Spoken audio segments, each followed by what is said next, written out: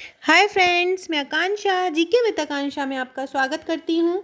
Friends, आज हम case study पढ़ने वाले हैं। इसके पहले मैं करीब 7-8 केस स्टडी आपको करा चुकी हूँ। पेपर 4 की प्लेलिस्ट में आपको मिल जाएगी। आप पूरी केस स्टडी कीजिएगा क्योंकि एग्ज़ाम में जिस तरह का भी प्रश्न आएंगे आपको हर तरीके का पैटर्न मैं वहाँ पे आपको करवा दूंगी, ताकि कोई भी क्वेश्चन आए उससे संबंधित आप वहाँ पे कर पाएँ।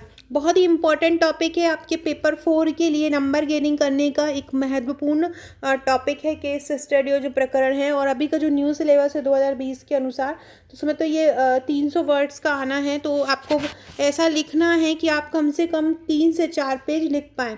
तो आपको इस तरीके से खुद को तैयार रखना है, इस तरीके से आपको उसकी वर्डिंग को याद करना है, वर्डिंग को समझना है कि आपको वहाँ पे किस तरीके से यूज़ करना है। एक मैं वीडियो आपके लिए लेके आऊँगी, वहाँ पे केस स्टडी के पूरे जितने भी की पॉइंट है वो मैं आपके लिए बनाऊँगी। साथ ही साथ अगर आप पहली बार मेरे चैनल पे हैं तो सबसे पहले चैनल को सब्सक्राइब कीजिएगा, ताकि आपको जो भी वीडियो मैं लाऊँ उसका आपको अपडेट मिलता रहे। तो चलिए स्टार्ट करते हैं। देखिए, सबसे पहले मैं जो क्वेश्चन पढ़ रही हूँ उसको बहुत ध्यान से सुनिएगा।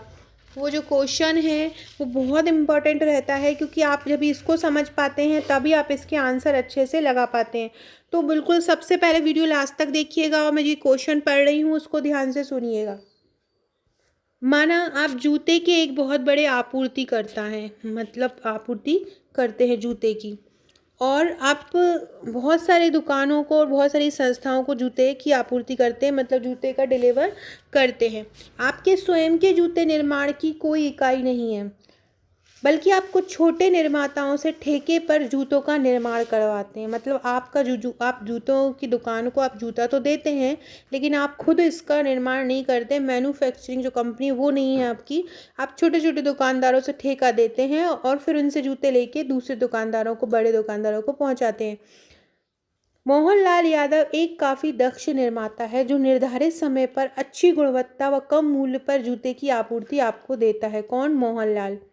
आपको एक बड़ी कंपनी से 1 लाख जोड़ी जूते के निर्माण का कॉन्ट्रैक्ट मिलता है। यह आपके लिए एक बड़ा अवसर है। इसकी सफलता आपके कंपनी का कायापलट कर सकती है। मोहनलाल के अलावा आपके अन्य प्रमुख निर्माता पहले से ही अन्य कॉन्ट्रैक्ट में व्यस्त हैं। आप मोहनलाल तथा कुछ छोटे निर्माताओं के साथ मिलकर कार्य प्रारंभ करते हैं।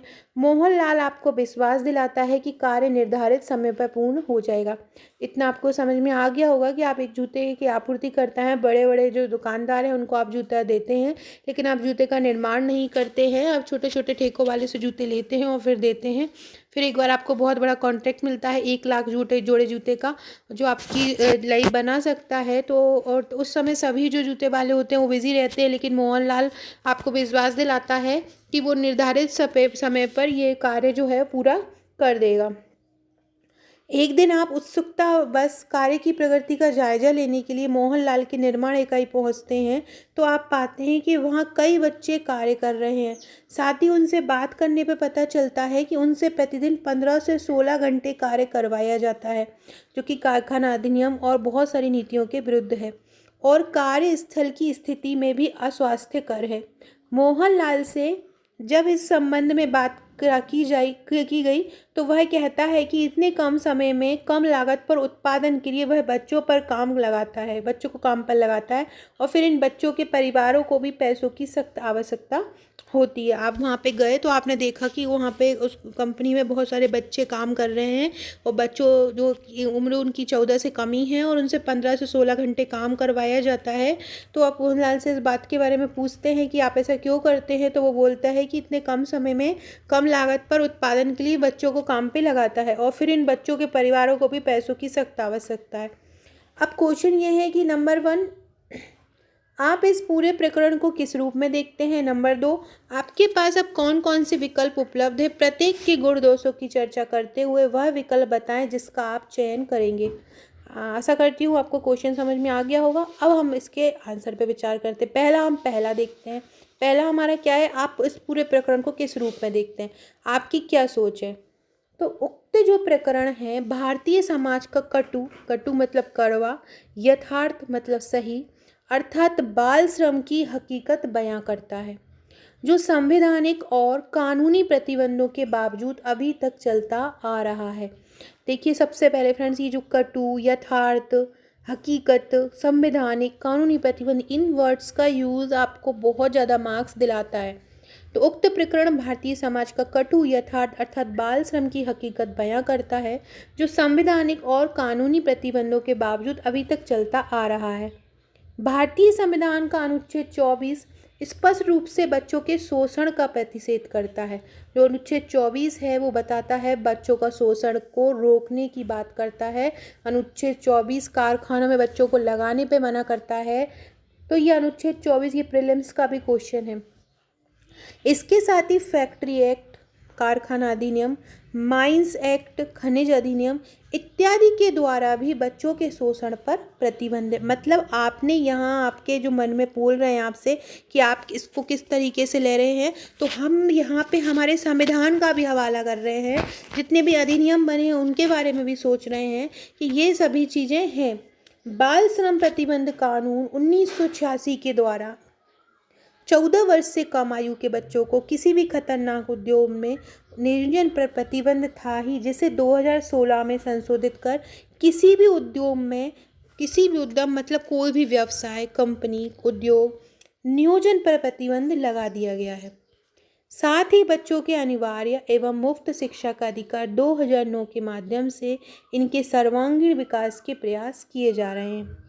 फिर भी यह अभी तक पूर्णतः समाप्त नहीं हो सका है। फिर भी क्या हुआ है, यह अभी तक समाप्त नहीं हुआ है। और 2011 की जनगणना के अनुसार भारत में बाल मजदूरों की संख्या 4.35 मिलियन के लगभग हो गई है। यह बच्चों के बचपन के अधिकार को तो छीनता ही है, साथ ही देश के भविष्य को भी धुंधला कर रहा है, क्योंकि यही बच्चे हमारे राष्ट्र की नींव हैं। और अगर नींव ही कमज़ोर रहेगी तो एक सशक्त भारत कैसे बन सकता है। वस्तुतः बाल श्रम की यह घटना एक आयामी प्रभाव वाली नहीं है। इसके कारणों से अभिभावकों की गरीबी, बेरोजगारी, अशिक्षा, जागरूकता ये तो है ही, सरकार और समाज सभी की सामूहिक विफलता भी है, क्योंकि हम वैसा समाज बनाने में अभी तक विफल रहे हैं जहां सभी को न्यूनतम आवश्यकता की पूर्ति हो। हालांकि अपन को ऐसा भी लिख सकते हैं, समय समय पर सरकार इसके लिए प्रयासरत है, लेकिन फिर भी कहीं ना कहीं हम चूक जाते हैं, और जहाँ तक आवश्यकताओं की पूर्ति हमें करना है अंत्योदय वक्त तक हम वहाँ नहीं कर पाते। कानून की अप्रभाविता भी एक यहाँ पे बड़ा कारण है, क्योंकि हर क्षेत्र में फैक्ट्री निरीक्षक की यह जिम्मेदारी होती है कि वे ऐसे किसी भी घटना के प्रति तुरंत कार्यवाही करें। इन्हीं सब लूप होल्स का फ़ायदा फैक्ट्री मालिकों को मिल जाता है, और वे बाल श्रमिकों का गैर कानूनी नियोजन कराकर उसे कम से कम वेतन देकर अधिक से अधिक काम करवाते हैं। तो कानून भी है, लेकिन उन कानून को इतना ज़्यादा प्रभावी नहीं है, तो वही हवाला ले लेता है कंपनी वाला, और बच्चों से, बच्चे क्या होते हैं, कम पैसे में भी कर देंगे तो उनसे करवाया जाता है। दूसरी क्या है कि आपके पास विकल्प क्या क्या है। आपका दूसरा क्वेश्चन है कि ऐसी स्थिति में आपके पास विकल्प क्या क्या है। तो उपरोक्त परिस्थिति के आलोक में मेरी दोहरी जिम्मेदारी है। पहली कि कंपनी को मिले कॉन्ट्रैक्ट की आपूर्ति कराई जाए, ताकि कंपनी का भी फायदा बढ़े और बाजार में साख भी बनी रहे। और दूसरी यह है कि हमारी कंपनी प्रत्यक्ष अप्रत्यक्ष रूप से किसी वैसी गतिविधि में शामिल ना हो जो अनैतिक हो, गैर कानूनी हो तथा अमानवीय हो। बच्चों को नियोजित करने वाले मोहनलाल यादव की निर्माण इकाई गैर कानूनी निर्माण में लिप्त है। अतः इस संदर्भ में मेरे पास निम्न विकल्प हो सकते हैं। कौन कौन से? नंबर 1, इन सब तथ्यों को मैं आंखें मूंद कर देखूं, अपने कंपनी के लक्ष्यों पर फोकस करूं, क्योंकि मेरी ज़िंदगी में अपनी कंपनी के प्रति है, ना कि दूसरे के प्रति। साथ ही यह कानून लागू कराने वाली एजेंसी की जिम्मेदारी है कि वे इस प्रकार की गतिविधियों को रोकें। फिर मोहनलाल एक दक्ष निर्माता भी है, अतः हमें अपने कार्य की प्रगति तक ही सीमित रहना चाहिए और अनाधिकार हस्तक्षेप से बचना चाहिए। लेकिन बेहतर सामाजिक परिप्रेक्ष्य में देखें तो एक जागरूक और संवेदनशील नागरिक के रूप में मैं अपनी जिम्मेदारी से भाग रहा हूँ। समाज की किसी कुरीतियों से सामूहिक प्रयास द्वारा ही निपटा जा सकता है। दूसरा सर्वश्रेष्ठ विकल्प यह हो सकता है मेरे लिए कि मोहनलाल यादव से अपने कॉन्ट्रैक्ट समाप्त कर लिए जाएं और किसी अन्य कंपनी से अपने लिए जूते की आपूर्ति व्यवस्था की जाए। यह कदम आदर्शवादी प्रतीत होते हुए व्यवहारिक नहीं है, क्योंकि इतने कम समय में बड़े ऑर्डर की पूर्ति तो हो नहीं सकती मेरी। और कंपनी की साख भी प्रभावित हो सकती है तथा कंपनी का बड़ा नुकसान झेलना पड़ सकता है। मोहनलाल को एक और मौका दिया जा सकता है कि वो तुरंत ही इन सभी बाल श्रमिकों को मुक्त कर दे और अतिरिक्त वयस्क मजदूरों की व्यवस्था कराकर कॉन्ट्रैक्ट पूरा करें।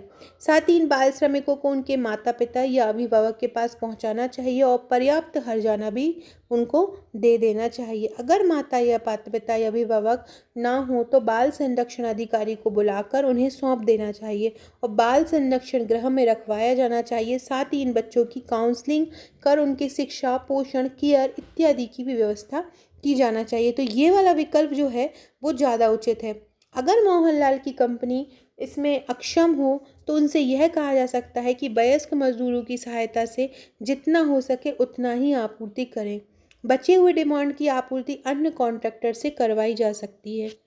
इससे मोहनलाल की कंपनी के साथ संबंध भी बना रहेगा और मेरी कंपनी को भी फायदा होगा तथा साख भी बनी रहेगी।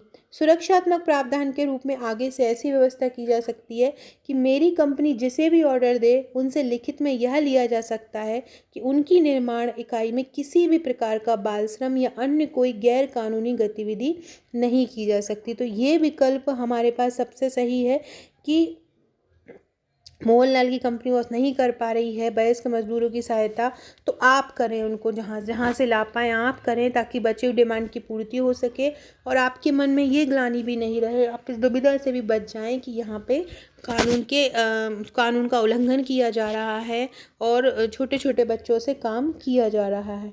तो इस प्रकार से हम इस प्रकार का प्रकरण अगर आता है तो हम इस प्रकार से अलग अलग पॉइंट वाइज लिख सकते हैं जो हमारे पास जो भी दुविधाएं आ रही हैं और हम कैसे इन दुविधाओं को सॉल्व कर सकते हैं। तो इस प्रकार हम इसके आंसर लिख सकते हैं। साथ ही फ्रेंड्स मेरे जो पेड ग्रुप हैं वो 7 हैं। 7 ग्रुप इसलिए है क्योंकि मेरे अभी 7 नोट्स तैयार हैं। 7 नोट्स में मेरे आधुनिक इतिहास तैयार है, प्राचीन इतिहास तैयार है, भूगोल, इतिहास, रसायन शास्त्र, दर्शन शास्त्र और हिंदी तैयार है। आप चाहे तो इनको परचेस कर सकते हैं। इनकी टोटल प्राइस 1080 रुपीज़ है और ये सभी आपको PDF फॉर्म में मिलेंगे। हस्तलिखित नोट्स हैं जिनसे मैं रेगुलर पढ़ाती हूँ आपको वीडियो में, ये वही नोट्स हैं। तो आप इनको लिख सकते हैं और आप इनको याद कर सकते हैं जो क्वेश्चन मैंने अभी बताया है, तो आप इसको कर सकते हो। इसके अलावा अगर आप मेरे ये नोट्स परचेस करना चाहते हैं तो आप मुझे इस नंबर पर व्हाट्सअप कर सकते हैं।